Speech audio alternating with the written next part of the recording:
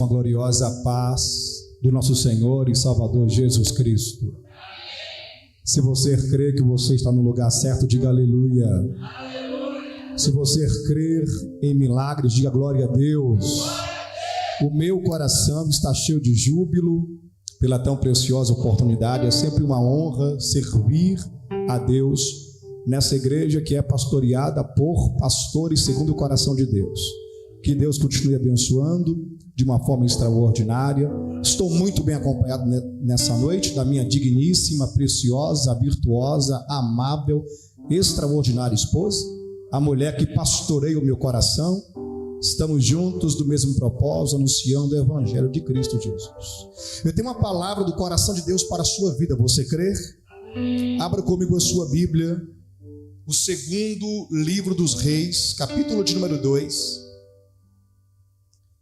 Versículo de número 19 ao de número 22.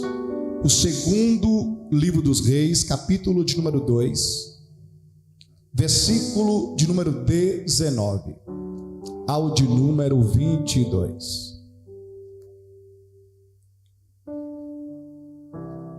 O segundo livro dos Reis, capítulo 2,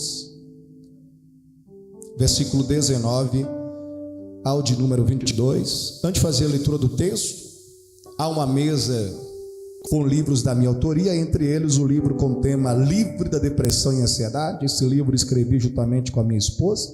Tem sido uma grande resposta de Deus para a vida de centenas de pessoas por esse Brasil. Há também um livro Mulheres da Bíblia que Inspiram Suas Histórias e Legados, um livro especialmente para a edificação da vida das mulheres. Há outros temas, eu tenho certeza que você adquirindo, você será muito edificado, amém? Diz assim um texto sagrado: os homens da cidade disseram a Eliseu: eis que essa cidade é bem situada, como o Senhor pode ver, porém a água não é boa e a terra é estéril. Ele disse: tragam-me um vaso novo e coloquem nele sal. E eles trouxeram.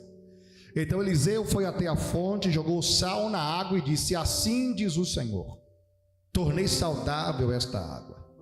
Ela não será mais causa de morte nem de esterilidade. E aquela água ficou saudável até o dia de hoje, segundo a palavra que Eliseu tinha dito. Vamos pode dizer amém? Tome seu assento, glorificando, exaltando aquele que vive e reina para todos sempre, porque dele e por ele e para ele são todas as coisas. Glória, pois, a ele eternamente. Redobre sua atenção por alguns minutos. O texto que acabamos de mencionar fala sobre o processo de purificação das águas amargas e da terra estéril de Jericó. Ouça com muita atenção. O profeta Eliseu havia assumido a liderança profética nas imediações da cidade de Jericó após o arrebatamento do seu mentor espiritual, o profeta Elias. Nesse episódio em específico que acabamos de narrar, Jericó havia sido reconstruída. Ouça com muita atenção. Jericó havia sido reconstruída por um rei chamado Hiel, nativo de Betel. Ele reconstruiu o que não deveria reconstruir. Por isso, a Bíblia Sagrada diz que as águas eram amargas e a terra era estéril. Por quê? Quando Josué havia conquistado Jericó, Josué havia lançado uma profecia dizendo: maldito seja o homem que reconstruiu Jericó. Esse rei chamado Hiel, ele toma uma atitude de reconstruir. Além de trazer maldição sobre a cidade, a sua vida também foi amaldiçoada, porque a Bíblia Sagrada descreve que ele perdeu tanto o seu filho mais velho, tanto o seu filho mais novo, simplesmente pelo fato de ter reconstruído o que não deveria ser reconstruído. Pastor, simplifica para que eu entenda agora. Eu quero declarar sobre a sua vida que só será reconstruído aquilo que faz parte do propósito de Deus. Algumas pessoas são tentadas a reconstruir algumas alianças, alguns vínculos pelos quais Deus já disse não. Ouça, Não tente colocar vírgula naquilo que Deus já colocou o ponto final. Deus sabe o que tira e Deus sabe o que traz. O que saiu da sua vida saiu com um propósito. O que permaneceu, permaneceu com um propósito. E aquilo que está chegando também está chegando com um propósito. Vou liberar essa palavra mais uma vez. O que saiu da sua vida saiu por um propósito. O que permaneceu, permaneceu por um propósito. E aquilo que está chegando também por um propósito. Você acredita nessa palavra aqui nessa noite? Mas ouça, Jericó foi reconstruída, e a Bíblia descreve alguns detalhes. A Bíblia vai dizer que Jericó era uma cidade muito bem localizada. Jericó era muito bem, grave muito bem essa informação. Jericó, ela havia sido reconstruída em um ponto estratégico geograficamente. Por isso a Bíblia diz que ela era uma cidade bem localizada. Mas ouça, quem passava por Jericó nesse tempo desejava habitar, residir sobre aquele lugar. Por quê? Porque por fora Jericó transparecia uma grande fortaleza, mas por dentro as coisas não estavam bem. Vou simplificar. Por fora Jericó trazia a ideia de uma fortaleza, mas por dentro as coisas não estavam bem. Jericó representa um pouco da história de algumas pessoas. Por fora parece ser tão forte, mas por dentro só você e Deus compreende os amargos pelos quais você tem enfrentado. Quem vê você muitas vezes sorrindo, orando, profetizando, não idealiza o tamanho das situações pelas quais você enfrenta. Mas ouça, nessa noite Deus está visitando a sua Jericó. Vou falar mais uma vez. Nessa noite Deus está literalmente visitando a sua Jericó. O Espírito de Deus lhe trouxe aqui nessa noite, porque Ele está derramando algo novo sobre vós. Vou liberar mais uma vez essa palavra. Deus está derramando algo novo sobre vós. Só quem crê vai liberar uma palavra de adoração a Deus. Porque entenda, porque Jericó, ela transparece algo que no momento não é a realidade. Literalmente Jericó enfrenta amargos por dentro. O texto sagrado vai nos revelar que Jericó é uma cidade muito bem localizada, porém as águas são amargas e a terra é estéril. Preste muita atenção no advérbio que o texto vai mencionar. O advérbio é porém. Qual é o advérbio? A palavra porém expressa dificuldade e impedimento. O que a Bíblia Sagrada está descrevendo é: Jericó tinha tudo para crescer, mas existe um porém. Jericó tinha tudo para desenvolver, mas existe um porém que trava, que dificulta. Jericó tinha tudo para desenvolver, mas existe um porém que trava o crescimento. Nessa noite eu vim aqui declarar que os porém serão eliminados. Vou falar mais uma vez. Nessa noite eu vim declarar que os porém serão eliminados. Aquilo que impedia seu crescimento será eliminado para a glória do Deus Todo-Poderoso. Eu vim aqui declarar sobre a sua vida que os porém serão eliminados.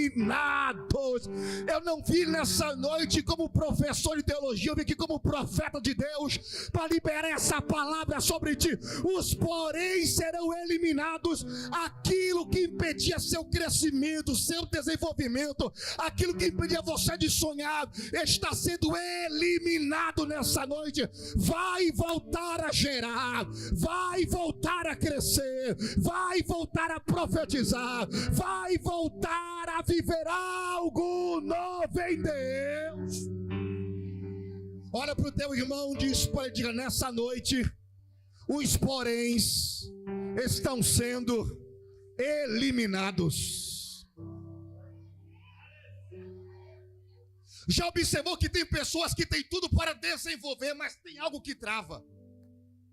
Tem pessoas que têm tudo para vivenciar algo novo, mas existe um porém que impede.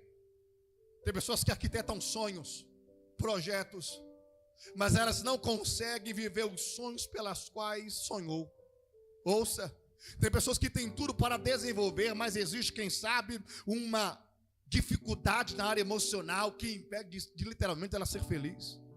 Tem pessoas que têm tudo para desenvolver ministerialmente, mas existe algo que muitas vezes impede dela alavancar. Nessa noite esse porém está sendo eliminado. Vou falar mais uma vez, nessa noite esse porém está sendo eliminado. O Espírito de Deus lhe dá toda a força necessária aqui nessa noite. Ele renova a sua vida, renova seus projetos, renova teus sonhos. Aquilo que durante muito tempo lhe impediu, a palavra de Deus sobre a sua vida nessa noite faz cair por terra tudo aquilo que tentava parar você. Mas ouça aqui com muita atenção. O texto sagrado vai mencionar algumas informações pelas quais eu quero que você entenda. A terra estéril é consequência das águas amargas. A terra estéril, ela é consequência das águas. Ouça, de tanto regarem a terra com as águas amargas, as águas amargas trouxeram esterilidade sobre a terra. Pastor, simplifica agora. A Jericó que eu estou narrando para você, onde a Bíblia diz que as águas são amargas e a terra é estéril, ouça aqui com muita atenção. Essa terra que agora é estéril já gerou um dia. Essa terra que agora não está produzindo, já produziu um dia. Mas os amargos impediram o crescimento da terra. Grave muito bem isso aqui. O que eu estou te narrando não é toda a história de Jericó. Jericó já gerou um dia.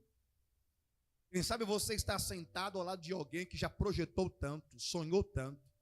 Quem sabe ainda crê, mas não como antes. Quem sabe sonha, mas não como antes. Quem sabe acredita, mas não como antes.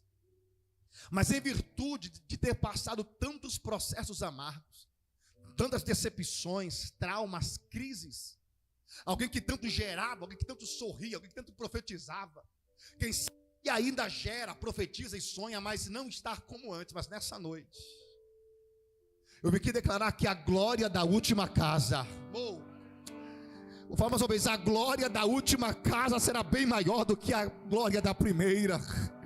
Eu vim aqui profetizar que é noite que Deus está restaurando sonhos. Deus está restaurando ministérios. Os amargos não vão te parar. Aleluia. O que você passou não foi castigo, foi propósito. Deus permitiu, mas Ele também sustentou. Ouça, o mesmo Deus que permite o amargo é o mesmo Deus que traz a cura na hora certa. O mesmo Deus que permite a crise é o mesmo Deus que lhe sustenta. Ele permite, mas Ele também sustenta. A sua Jericó vai voltar a gerar. Os amargos pelos quais você passou, as decepções pelas quais você enfrentou, as perdas que vieram contra a sua vida, pode até ter doído, mas não te parou. A mão do Deus Todo-Poderoso lhe sustentou. Doeu, mas você aprendeu. Doeu, mas a mão dele te sustentou. Doeu, mas o Espírito Santo renovou você. Ouça, se aquilo que você passou fosse para te parar, já teria te parado há muito tempo. Mas por que não te para? Porque tem uma promessa poderosa de Deus sobre a sua vida. Levante a mão direita se você crer. Eu sinto a presença do Espírito Santo e eu vou profetizar.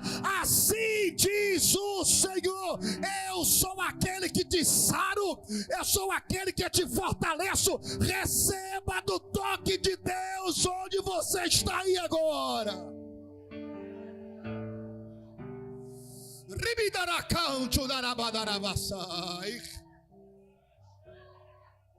Deus está visitando suas emoções.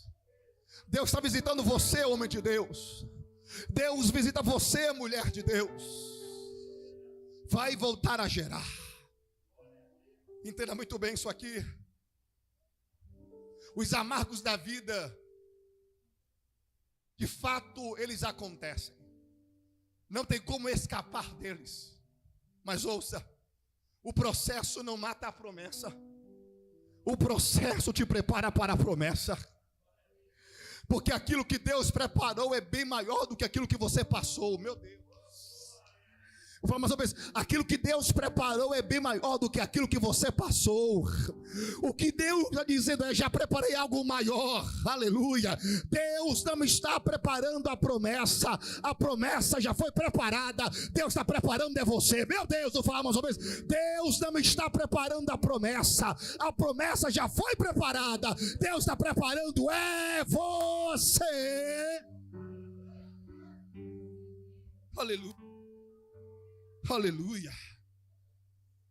É por isso que o profeta Eliseu, ele vai utilizar um utensílio.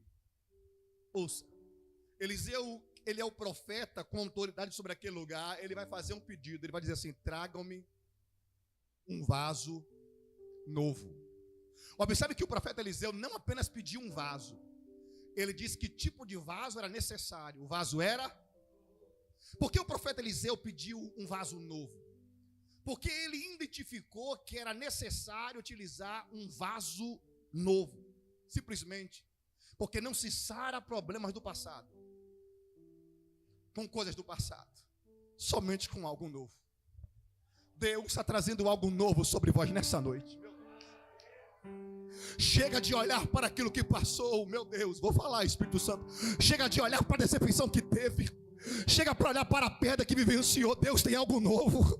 O apóstolo Paulo, na carta aos Filipenses, capítulo 3, versículo 13 e 14, Paulo diz: irmãos, uma coisa eu faço, avançando para aquelas que estão adiante de mim, aleluia, deixo para trás as coisas que ficaram e prossigo para o alvo, a fim de ganhar o prêmio do chamado celestial. É tempo de olhar para frente, aleluia. O passado não vai neutralizar o teu futuro. Deus lhe trouxe aqui para dizer: para de olhar para trás, para a dor que você vivenciou. Deus já liberou algo novo. Aleluia. Para de olhar para trás. Ouça, para de remoer o passado. Você pode observar que na grande maioria dos casais, o que gera um desconforto é quando alguém pega um assunto do passado e traz para o presente. A psicologia diz que uma das maiores crises na família é pegar o passado e trazer para o presente. Ouça, você é alguém que Deus levantou para curar. Você é alguém que Deus levantou para sarar feridas, não para abri-las. Eu cito Deus aqui, ouça aqui com muita atenção. Deus lhe trouxe aqui para dizer: pessoas saradas saram pessoas. Pessoas transformadas transformam pessoas. Pastor, você não sabe o que eu enfrentei, mas uma coisa eu sei: o que Deus preparou é bem maior. Pastor, você não sabe a dor que eu enfrentei, uma coisa eu sei: o que Deus preparou é bem melhor. Pastor, você não sabe o tamanho da batalha, mas uma coisa eu sei: o que Deus preparou é bem melhor. Levanta a mão direita se você crê. Você que é batizado com o Espírito Santo, receba do renovo de Deus aí agora. Receba do toque do Espírito Santo aí agora. Seja cheio do Espírito Santo. O Deus de Israel ministra o teu coração dizendo: eu sou aquele que derramo algo novo sobre vós. Aleluia. E tem algo muito poderoso aqui. É porque o profeta Eliseu, ele vai pedir um vaso. Ele vai pedir o quê? Um vaso. Queridos, Jericó é uma grande cidade. Jericó é uma grande. Mas o que o profeta Eliseu vai utilizar para trazer um novo tempo sobre Jericó é apenas um vaso. Entenda muito bem isso aqui. Jericó é uma grande cidade, mas o que o profeta vai utilizar para trazer cura sobre Jericó é apenas um vaso. Ouça. O vaso simboliza algo tão frágil, tão delicado. Jericó é uma grande cidade, mas Deus está utilizando um vaso. Eu gosto disso, porque Deus é especialista em usar coisas pequenas. Alguém entendeu isso? Deus é especialista em usar coisas pequenas para mudar a história de grandes lugares. O vaso é pequeno, mas o que habita dentro do vaso é poderoso. O poder da oração não está em quem ora, está em quem ouve. Vou falar mais uma vez. O poder da oração não está em quem está orando, está em quem está ouvindo. Quem ora tem limites, mas quem está ouvindo é poderoso para fazer infinitamente mais. Quem ora tem defeitos, aleluia, mas quem está ouvindo é perfeito por excelência. Ouça, tu és um vaso escolhido por Deus. Todas as vezes que a Bíblia Sagrada falou sobre vaso, falou sobre pessoas, provam na Bíblia. O apóstolo Paulo foi nomeado como vaso escolhido por Deus. Lembra de Jeremias capítulo 18, do vaso nas mãos do oleiro? O vaso representa o povo, a nação, eu e você, mas o oleiro representa Deus. Foi o próprio apóstolo Paulo também que disse que Deus decidiu colocar tesouros, não foi em cofres, foi em vasos de barro. Oh, aleluia! O vaso tem seus limites, mas o poder do Espírito Santo de Deus habita em vós. É por isso que certa feita alguém já disse: você só descobre a força que você tem quando a única opção que lhe resta é ser forte. Porque não é sobre a nossa força, é sobre a força de Deus derramada em nós. Não é sobre a nossa sabedoria, é sobre a sabedoria de Deus derramada em nós. Não é sobre o quanto nós suportamos, é o poder de Deus que se manifesta em nós. Porque entenda muito bem isso aqui, tem dias que você acorda literalmente inabalável como os montes de Sião, mas nem sempre é assim. Tem dias que as crises emocionais batem a porta. Tem dias que as batalhas internas batem a porta. Nem sempre você se olha no espelho dizendo vou vencer. Hoje tem dias que a batalha é tão travada que você sente as suas forças esvaindo-se. Mas entenda, tem dias que você acorda carregando a promessa, mas tem dias que é a promessa que te carrega. Vou simplificar mais uma vez. Tem dias que você acorda sustentando a promessa, mas nos dias pelos quais você não tem força, a promessa de Deus te faz chegar no local que Ele preparou. Aleluia. É Deus dizendo: se você não tem força para ir, a minha promessa te faz chegar. Aleluia. É por isso que o salmista no Salmo 127 vai dizer: aquele que sai andando e chorando, levando a semente para semear, não voltará para casa com os seus feixes vazios, mas colherão com cânticos de alegria. Mas prepare o glória. Observe o que o salmista vai dizer: aquele que sai andando ir. Porque o salmista usa o termo andando e chorando, porque primeiro, nem sempre andamos sorrindo. Só que tem um detalhe, tem uma afirmação que o salmista menciona que é extraordinária. Qual é a afirmação? Andando e chorando. Ou seja, estou chorando, mas eu não paro. Estou chorando, mas eu continuo. Estou chorando, mas eu persevero. Estou chorando, mas eu vou prosseguir. Está difícil, mas eu não vou parar. A batalha está ferrenha, mas eu não vou desistir. Por quê? Porque maior é aquele que está conosco do que aquele que se levanta contra nós. Mesmo chorando, não para.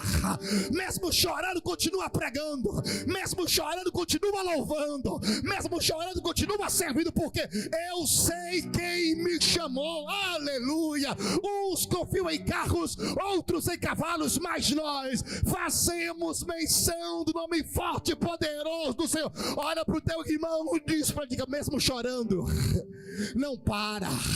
Mesmo chorando, não para. Só que não vai parar. Levante a mão. Eu vou lhe dar 30 segundos para você adorar. Eu vou lhe dar 30 segundos para você glorificar. Quem tem glória vai dar glória. Quem tem glória vai dizer aleluia. Está difícil, mas não para. Está difícil, mas continua. Está chorando, mas não para. O teu choro pode até durar a noite inteira, mas a tua alegria virá pela manhã. Prega chorando, louva chorando, serve a Deus chorando, só não para, aleluia. Vem para o culto chorando, só não para. Pastor, estou passando uma luta em casa, mesmo assim veio para o culto. Tem colheita de Deus para a sua vida. Tem colheita de Deus para você. Pastor, passei uma semana daquelas, mas ouça, mesmo que você chegou aqui nessa noite quebrado emocionalmente, vai voltar para casa inteiro, fortalecido, renovado, reestruturado. O vaso é de barro, o vaso é, mas o que habita dentro do vaso é poderoso. Ouça, podem até tentar parar você, mas ninguém pode parar o que habita dentro de você. Oh, glória. Vou falar mais uma vez. Podem até tentar te parar, mas ninguém pode parar o que habita dentro de você. Eu vou provar na Bíblia. Lembra de José, filho de Jacó, o sonhador? Está na prisão. Aleluia. Se alguém fizesse uma pergunta, o que levou José para a prisão, a resposta seria os sonhos. Seria os? Foi por causa de sonhos que os seus irmãos se levantaram contra ele. Foi por causa de sonhos que o lançaram em uma cisterna. Foi por causa de sonhos que ele foi vendido. José literalmente está na prisão por causa de sonhos. A psicologia vai dizer que quando uma pessoa ela é ferida em uma determinada área, ela tem dificuldade em falar sobre essa área até que a cura venha. Por exemplo, se uma pessoa ela foi decepcionada na área sentimental, ela tem dificuldade em falar sobre essa área até que a cura venha. Quando José está na prisão, chega o copeiro e o padeiro falando de sonhos. José poderia dizer, sonhos eu não quero ouvir. Mas José, ele é o exemplo que entende que tudo que ele está passando é um processo necessário. José, ele não apenas ouve os sonhos, ele interpreta os sonhos. Porque, pastor, José está preso geograficamente, mas dentro dele, o sonho ainda está vivo. Ele ainda não está vivendo o que Deus falou, mas o sonho ainda está vivo. Está passando um momento difícil, mas o sonho continua vivo. Está sendo caluniado, mas o sonho continua vivo. Pegaram imperas para lançar contra você, mas o sonho continua vivo. Eu sinto a presença do Deus Todo-Poderoso. Deus me trouxe aqui para te lembrar. O sonho não morreu, continua vivo. O projeto que Deus te deu não morreu, continua vivo. O chamado que Deus te deu não morreu, continua vivo. Ainda que seja uma pequena parte, está viva, aleluia. Ainda tem uma parte que acredita, ainda tem uma parte que crê. Levante as tuas mãos se você crê. Eu vim aqui declarar sobre você que o sonho continua vivo. Aleluia. Entenda muito bem isso aqui agora. Observe que o profeta Eliseu, ele pediu apenas um único vaso. Quantos vasos ele pediu? Um vaso. Mas ele usou o termo tragam, plural. Ouça aqui com muita atenção para que você entenda. Ele utilizou o termo tragam, mas quando ele foi dizer o número de vasos que era necessário, ele pediu apenas um. A Bíblia não está mencionando quantas pessoas foram pegar o vaso. Mas a ideia é que independente do número de pessoas, são todas as pessoas que estão envolvidas segurando o mesmo vaso. Vou simplificar. Se foram 5 pessoas, são 5 pessoas segurando o mesmo. Por quê, pastor? Simples.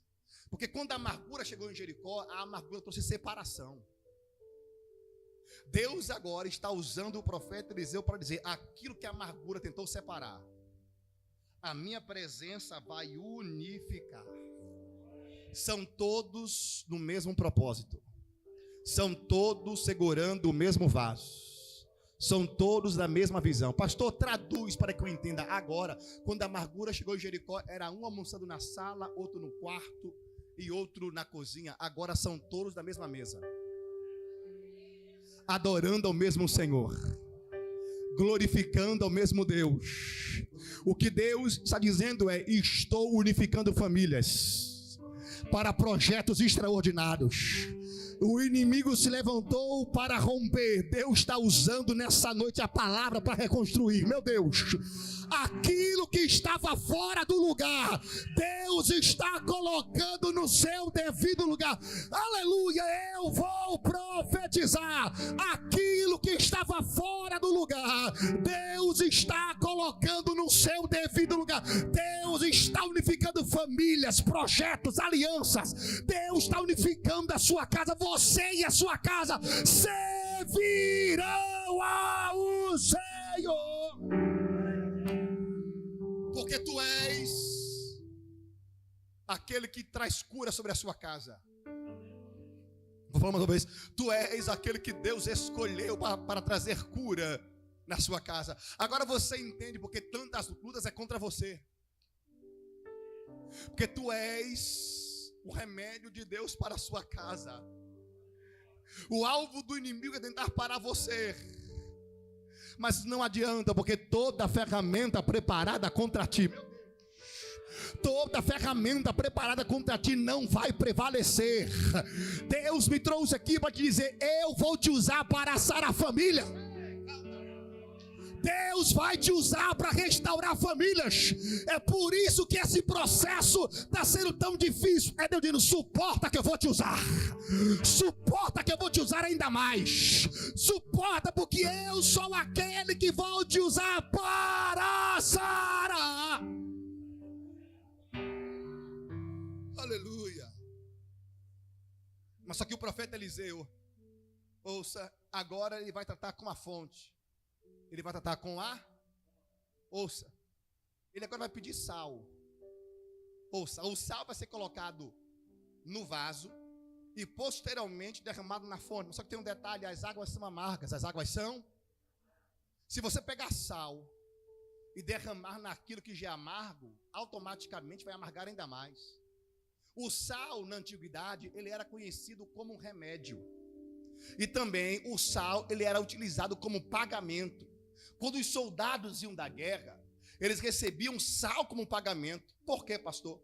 Porque o sal era a única coisa que poderia conservar os alimentos. Como não havia geladeira, o sal antigamente era algo extremamente valioso. É por isso que salário vem de sal no latim.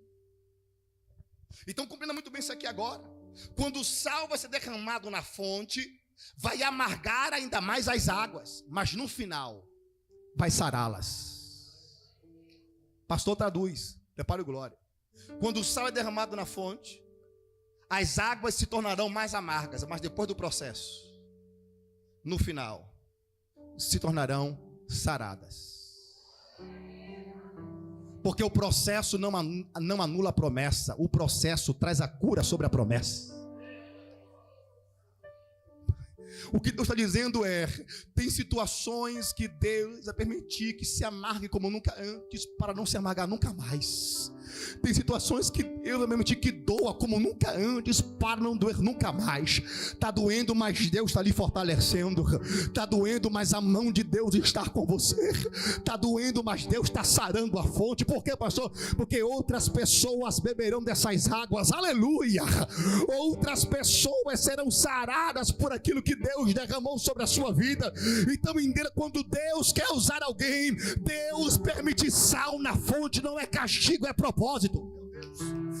Prepare glória, não é castigo, é propósito. É Deus sarando a fonte, é Deus sarando as águas, é Deus dizendo: eu vou usar essas águas para que outras pessoas possam beber. Aleluia! Deus permite sal para tratar a nossa fonte.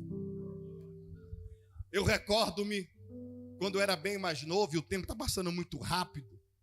Quando eu tinha cerca de 12 anos de idade. Eu sou baiano, a grande maioria aqui sabe. Eu estava correndo em uma das praias na Bahia, quando de repente cortei o meu pé em uma pedra. Cheguei para minha mãe e disse: mãe, cortei o meu pé, está sangrando muito e dói.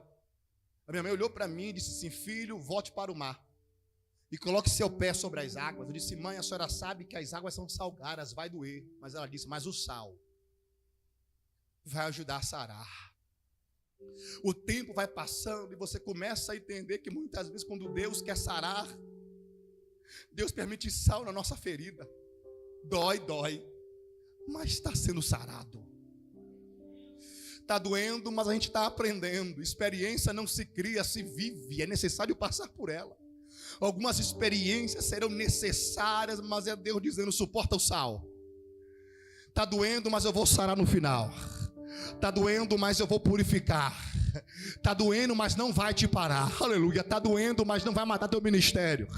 Está doendo, mas não vai parar tua caminhada.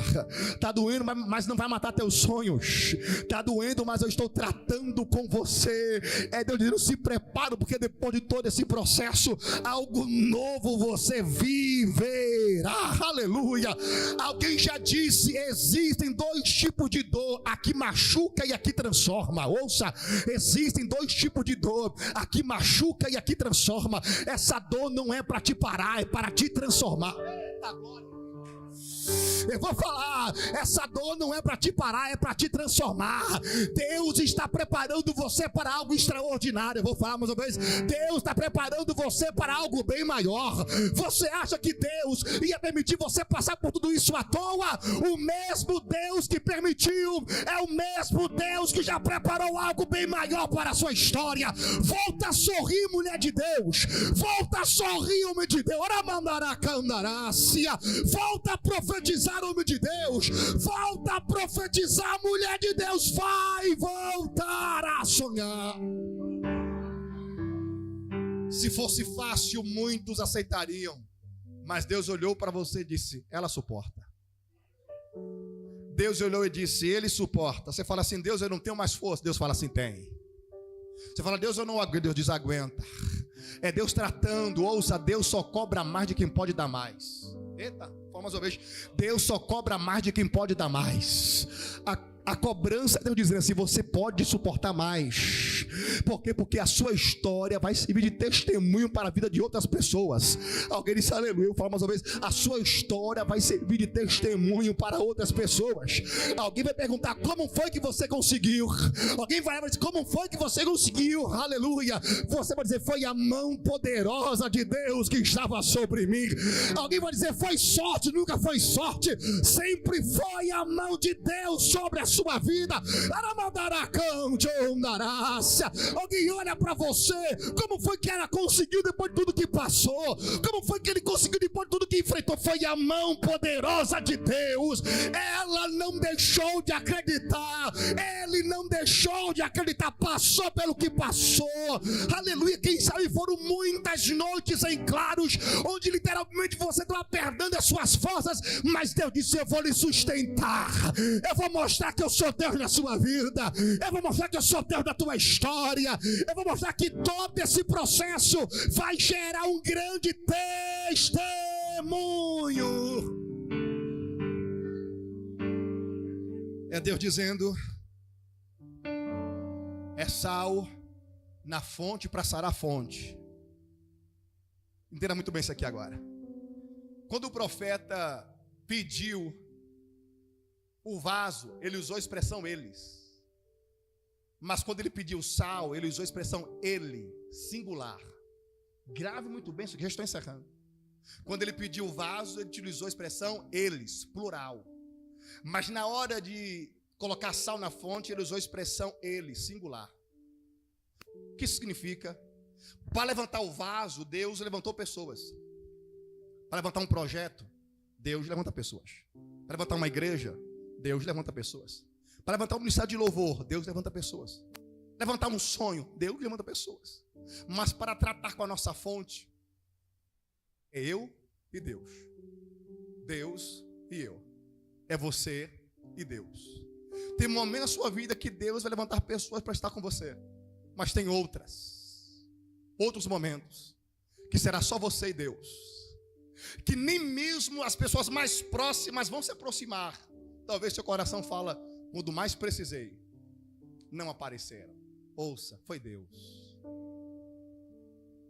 Era Deus levando você para uma escola chamada a escola da total dependência dele. Era Deus conduzindo você para um quarto fechado, com joelhos em lágrimas, orando a ele. Alguém já disse: sempre diante de um quarto fechado tem um céu aberto.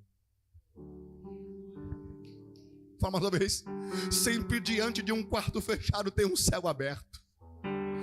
Tem momentos que Deus vai trazer pessoas, mas tem momentos que será só você e Deus. Entenda. Foi assim com Moisés. Quando Moisés é chamado por Deus, era Moisés e Deus no deserto em Midian.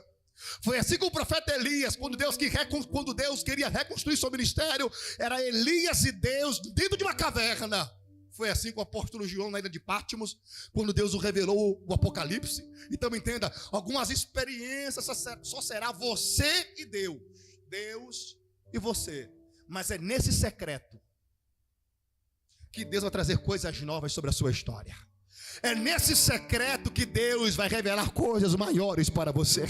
É nesse secreto que Deus vai te fortalecer. Então entenda, a escola do secreto é uma escola necessária, é uma escola de cura, de entender que literalmente nos momentos mais difíceis, o mais importante é saber que Deus está com você. Aleluia. Só quem acredita aqui nessa palavra nessa noite, só quem acredita que Deus está com você, libere uma palavra de adoração a Deus. Pastor, porque tem momentos que será só eu e Deus, porque ninguém conhece o melhor caminho da cura senão você. Entenda muito bem isso aqui agora.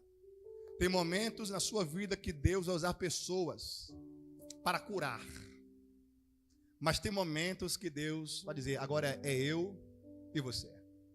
Por mais que você abra seu coração e compartilhe sua história para algumas pessoas, só você, em alguns momentos, sabe onde verdadeiramente dói.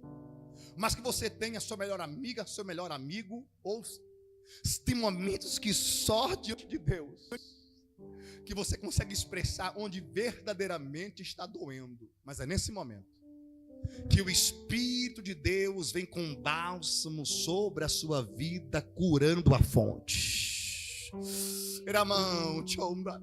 É nesse momento que Deus vem lá no secreto, onde o melhor amigo não consegue ir, onde a melhor amiga não consegue ir, onde a psicologia não vai, onde a psicanálise não consegue ir. É nesse momento que Deus visita, trazendo cura e bálsamo.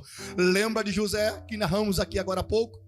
Quando José encontra seus irmãos, os mesmos que o feriram, que o machucaram, José olha para seus irmãos e diz, não foram vocês que me lançaram aqui, foi o próprio Deus. O que José estava dizendo era necessário passar por aquilo que eu passei. Era necessário enfrentar o que eu enfrentei, porque foi nesse processo que Deus me preparou. Foi nesse processo que Deus me fortaleceu. Foi nesse processo que Deus me colocou no local que eu estou. Ouça isso aqui nessa noite. Por mais que alguns momentos seja você e Deus, acredite, Ele já liberou algo bem maior para a sua história. Candarácia. Descansa teu coração, homem de Deus. Descansa teu coração, mulher de Deus. O que Deus preparou é bem maior. O profeta Eliseu agora vai profetizar, e aqui eu encerro. E quando o profeta Eliseu vai profetizar, ele vai liberar 3 profecias. Quantas profecias eu disse? Ele vai dizer, assim diz o Senhor, voltará as águas, não haverá mais morte, e nem mais esterilidade. 3 profecias. Mas quando você vai ler o texto, você observa que os problemas de Jericó não eram 3, eram 2. Era águas amargas e terra estéril. Mas porque o profeta diz que Deus mencionou que não haveria mais morte? Ouça, Deus não tratou apenas aquilo que o povo queria, Deus foi além.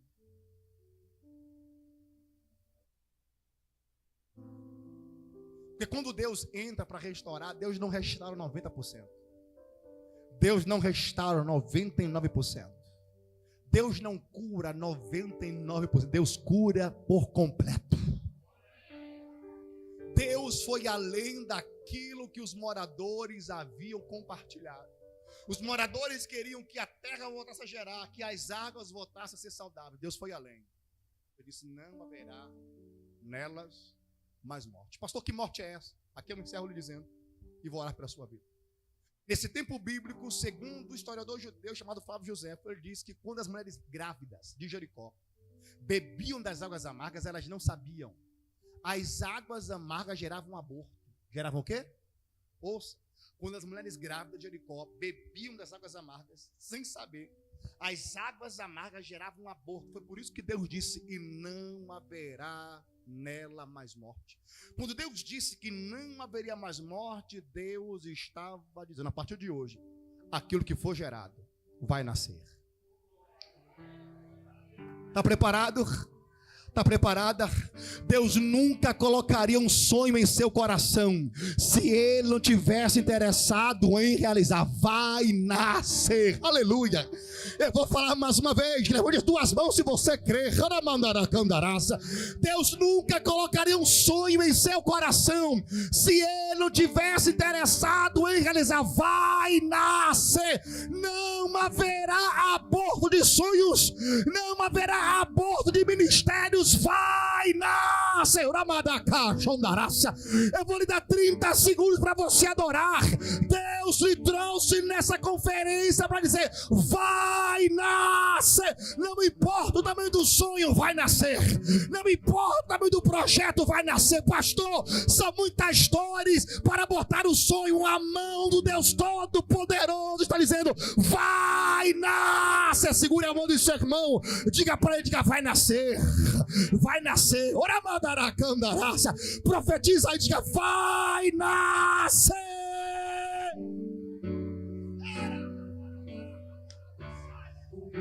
Quando Deus quer realizar um sonho, Ele não pergunta quando você tem na conta, Ele pergunta: se você crê, verás a glória.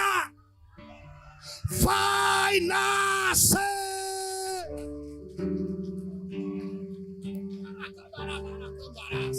Só quem crê vai dar glória. Só quem crê vai dizer aleluia.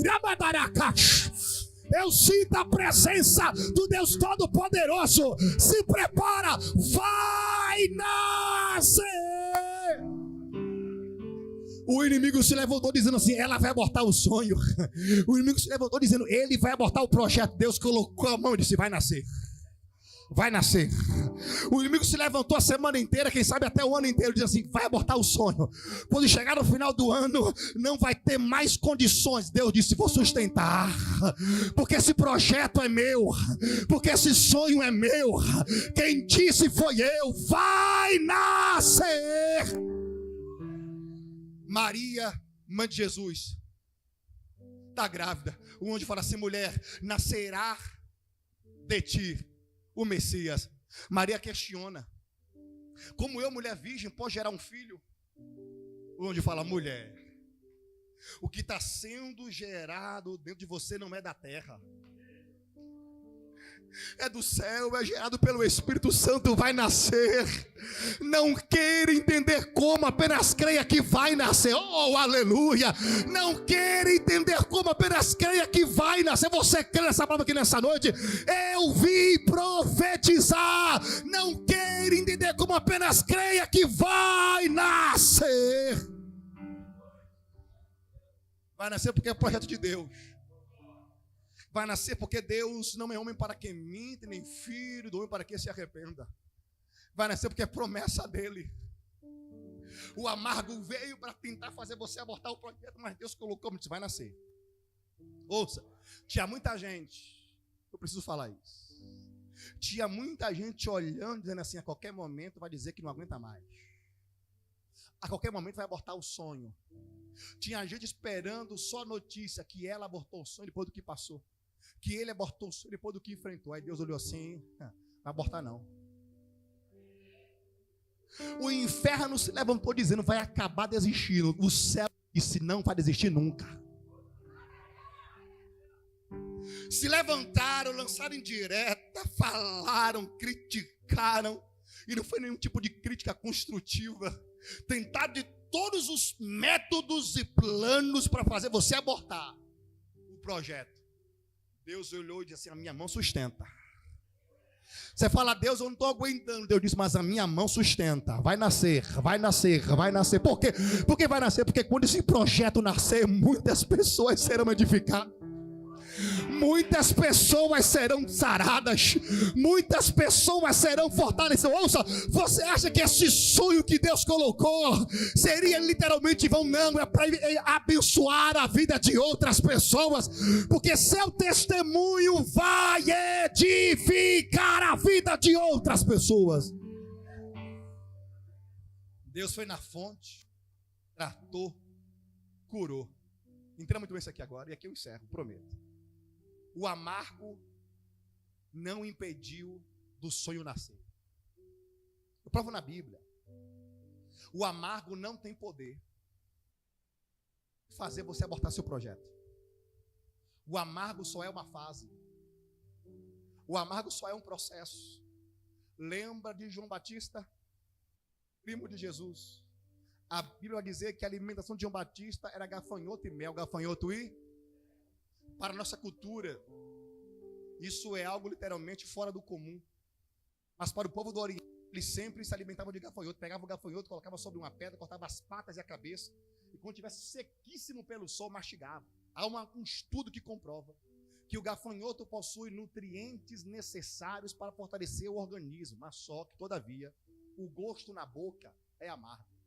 Fortalece por dentro. Mas o gosto na boca é... Mas observe a ordem da alimentação de João Batista. Gafanhoto e... Não é mel. Para depois ser gafanhoto. É gafanhoto. Depois ser... Pastor, traduz. Primeiro começa amargo, mas não termina amargo. Eles entenderam. Vou falar mais uma vez. Começa amargo, mas não termina... Tem mel.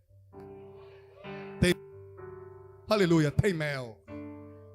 O mel não está sendo preparado. Antes do amargo chegar, o mel já foi preparado.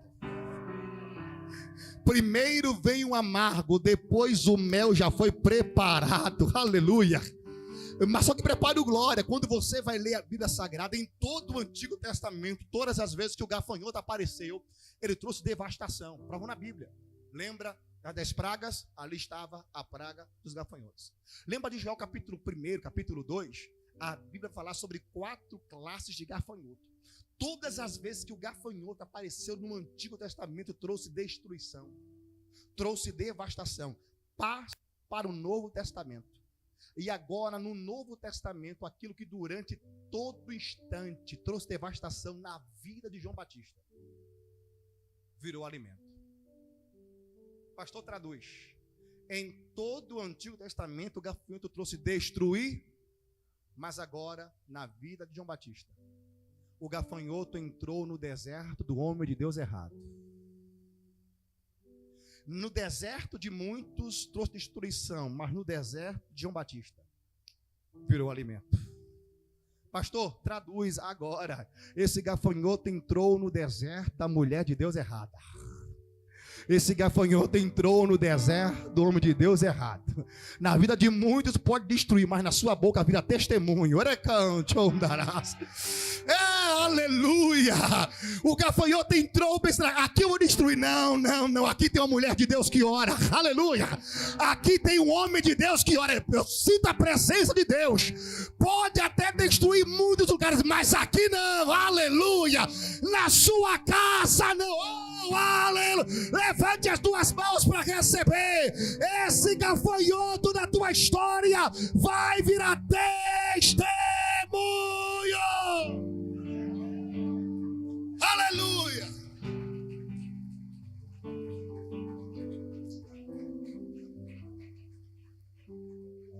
Mas só que tem um detalhe importante, e aqui eu encerro, prometo, sou muito bem de orar. João tinha eles se alimentavam de gafanhoto e... Ouça. Alguns estudiosos dizem que o mel que João Batista usufruía vinha da tâmara. Mas tem outros que literalmente dizem que vinha da abelha. Mas só tem um detalhe. Nem toda abelha produz mel. Ouça, nem toda abelha produz mel. E não existe nenhuma abelha no mundo que produza mel no deserto. Porque a Bíblia vai dizer que João Batista está no deserto da Judeia. A pergunta agora é, como é que João Batista tem mel em pleno deserto? João Batista não saía do deserto da Judeia. A Bíblia vai dizer que as pessoas entravam no deserto de João Batista para ouvi-lo pregar. Como é que João Batista tem mel em pleno deserto da Judeia? A resposta é simples. Perguntei para Deus. Deus, como é que então ele tinha mel em pleno deserto? E eu imaginei, em mente de pregador, de professor, um diálogo entre as abelhas e o Criador. O Criador dizendo, produzam mel. As abelhas dizendo, mas tu nos fizeste para não gerar mel no deserto. Eu imagino a resposta de Deus, mas para profeta, vocês vão ter que produzir. Mas para quem me serve, vocês vão ter que produzir. Pastor, simplifica agora. Aquilo que não produz, Deus faz produzir só para cumprir uma palavra na vida de quem o serve. Aquilo que não gera, Deus faz gerar só para cumprir uma palavra que Ele liberou sobre você. Está preparado? O mel já foi preparado para você. A medicina diz que uma das maiores dores do mundo, não é a maior, uma das maiores dores do mundo é a dor de um parto normal. Quem é mãe e passou por um processo de um parto normal sabe literalmente o que eu estou aqui mencionando.